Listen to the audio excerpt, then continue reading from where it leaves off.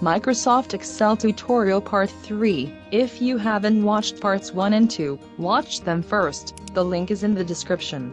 In this video, we will show some other Excel functions and Excel charts. The first function is max, which will show the biggest number between selected numbers.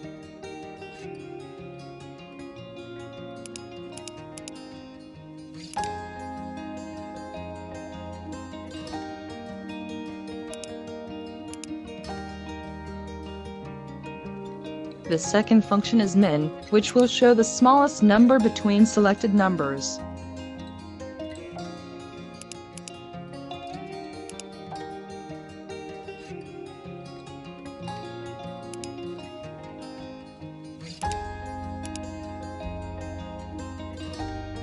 And the third function is average, which returns the arithmetic mean of all selected cells.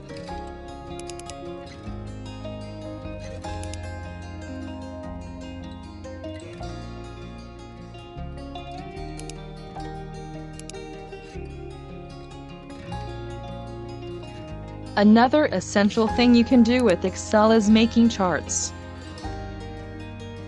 The easiest way to make a chart is by selecting all your data, clicking on Quick Analysis, and selecting any type of chart you prefer.